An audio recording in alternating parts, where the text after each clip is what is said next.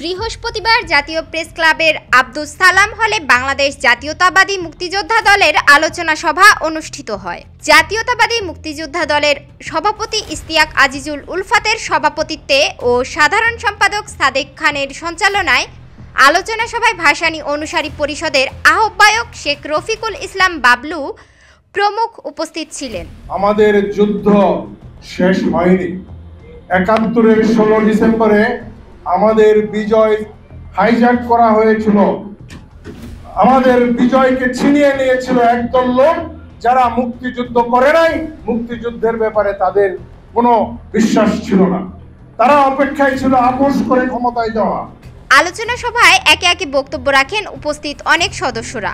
ভারতীয় সম্প্রসারণবাদ, আধিপত্যবাদ, সাম্রাজ্যবাদ, ভারতীয় সাম্রাজ্যবাদ কিভাবে বাংলাদেশের স্বাধীনতাকে নস্যাৎ করার জন্য, এই দেশে হিন্দু মুসলিম দাঙ্গা বাঁধানোর জন্য কি না পরিমাণ চেষ্টা করছে এবং আমাদের স্বাধীনতা সার্বভৌমত্বকে ধ্বংস করার জন্য তারা প্রাণপণে ষড়যন্ত্র চক্রান্ত করে যাচ্ছে।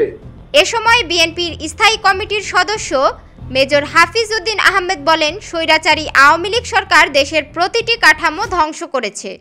আমাদের দেশটাকে ধ্বংস করে দিয়েছে পতিত স্বৈরাচার শেখ হাসিনা, প্রত্যেকটি ইনস্টিটিউশনকে ধ্বংস করে দিয়েছেন। আজকে তিনি আবার তার সাবেক আশ্রয়স্থল ভারতে প্রবেশ করেছেন বাংলাদেশকে ধ্বংস করার জন্য, আনস্টেবল করার জন্য। এছাড়াও ৫ আগস্ট পরবর্তী সময়ে ভারতের অবস্থানের তীব্র নিন্দা জানান মেজর হাফিজ। ভারতীয় মিডিয়া এই কল্পকাহিনী ছড়িয়ে বেড়াচ্ছে যেখানে হিন্দুদের উপরে অন্যায় বিচার করা হচ্ছে। আমরা এই দেশে আবহমান কাল ধরে সাম্প্রতিক সম্প্রীতি নিয়ে বসবাস করে আসছে। এই ধরনের কল্পকাহিনী ছড়িয়ে তারা বিশ্ববাসীকে দেখাতে চায় যে বাংলাদেশের মানুষ এক পেশে, বাংলাদেশে কারো জীবন নিরাপদ নয়। সম্পূর্ণ মিথ্যাচারের তীব্র নিন্দা আমরা এখানে জানাচ্ছি।